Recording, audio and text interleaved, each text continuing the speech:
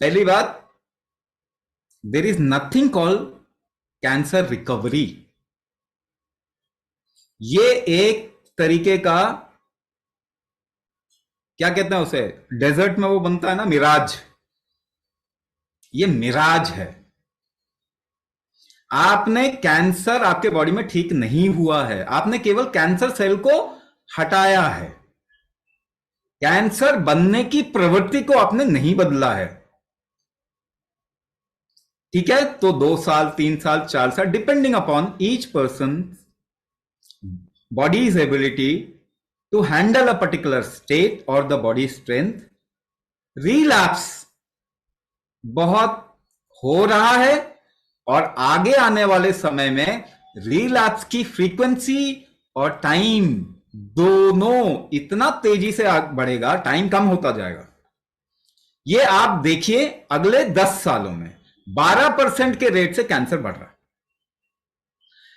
अच्छा, अब एक और मजेदार चीज बता रहा हूं। लिवर खराब है तो लिवर ट्रांसप्लांट कर लीजिए, घुटने खराब है तो घुटने बदलवा लीजिए, किडनी खराब है तो किडनी ट्रांसप्लांट कर लीजिए, हार्ट खराब है तो हार्ट ट्रांसप्लांट कर लीजिए। मुझे बताइए ठीक क्या करते हैं आप?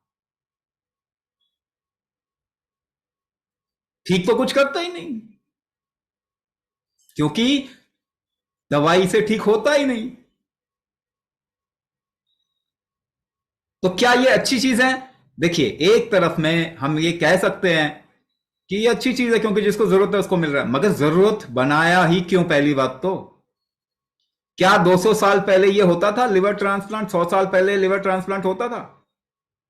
तब लोग जीते नहीं थे। 1000 साल पहले तो शायद कुछ भी नहीं होता था, लेकिन लोग ज्यादा हेल्दी थे। तो हमें ये सोचना पड़ेगा, बीमारी क्रिएट करके बीमारी का इलाज कुछ भी क्रिएट कर देना, ये कोई अच्छी चीज तो नहीं है। अब रही दूसरी बात, जब भी आपने ट्रांसप्लांट कराया तो आपका शरीर उस नए लिवर को एक्सेप्ट नहीं करता। तो क्या करना पड़ता है? आपकी इम्यूनिटी को, यानी आपके शरीर की क्षमता को, कि वो जो अलग चीज है, नई फॉरेन बॉडी है, उसको अटैक करने की क्षमता को खत्म करना पड़ता है, यानी आपकी इम्यूनिटी को खत्म करना पड़ता है। इसके लिए लॉन्ग टर्म स्टेरॉइड ट्रीटमेंट दिया जाता है। इम्यूनिटी आपने खत्म कर दिया, ऑलमोस्ट नेग्लेजेबल। अब आपके पास में आपका शरीर और ज्यादा वनरेबल हो गया, not only cancer but multiple disorder के लिए। तो क्या जरूरी नहीं है कि आप अपना रिहैबिलिटेशन, यानी बॉडीज ओन रिकवरी स्ट्रेंथ को वापस से स्थापित करें? क्या और लाजमी नहीं है? क्या और जरूरी नहीं हो गया? जो लोग भी दवाई खा रहे हैं, दवाई से जो नुकसान हो रहा है उसको कम करने के लिए कुछ तो काम करना चाहिए आपको अपने बॉडी पे। अगर आप सर्जरी के थ्रू गुजरे, सर्जरी से जो आपके बॉडी के या उसके ट्रीटमेंट से जो नुकसान हो रहा है उसको रिकवर करने के लिए तो आपको कुछ करना ही चाहिए।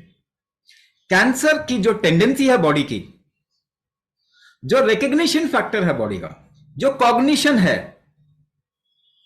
उसको आपको बढ़ाना तो पड़ेगा। और ये रिकग्निशन या कॉग्निशन बॉडी का कैसे बढ़ता है?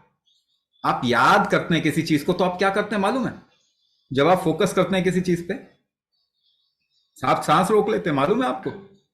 धीरे कर देते हैं ब्रेथ को, रोक लेते हैं। इससे आपके बॉडी की कॉग्निशन फैक्टर, जो मेमोरी है, टिश्यू बनाने की मेमोरी, सेल बनाने की मेमोरी, जो कि खराब सेल बना रही है वो, ठीक है ना, उसको तो बढ़ाना पड़ेगा ना। वो तो दवाई से नहीं बढ़ेगा, वो तो आपके बॉडी का ही अपनी शक्ति है, एबिलिटी है, और वो आपके बॉडी की एक्चुअली कुंभक एबिलिटी है। अगर उसको बढ़ाएंगे तो ये देखेंगे कि आप कम से कम रिलैप्स को आगे पोस्टपोन कर सकते हैं। हो सकता है 5 साल में रिलैप्स हो जाए, 5 साल की जगह अगर सपोज कीजिए आपके पास में ये 7 साल पहुंच जाए, 5 साल छोड़िए, 7 साल, अगर 1 महीना भी अगर अपनी लाइफ आप बढ़ा सकें, 1 घंटा बढ़ा सकें, तो क्या नहीं करना चाहिए? वो तो करना ही चाहिए ना। और हो सकता है कि रिलैप्स को, क्योंकि आपके अंदर अगर बॉडी की रिकवरी स्ट्रेंथ को आप ज्यादा बढ़ा पाए, हो सकता है आप इसे पूरी लाइफ लॉन्ग इसको रिलैप्स को पोस्टपोन कर पाए।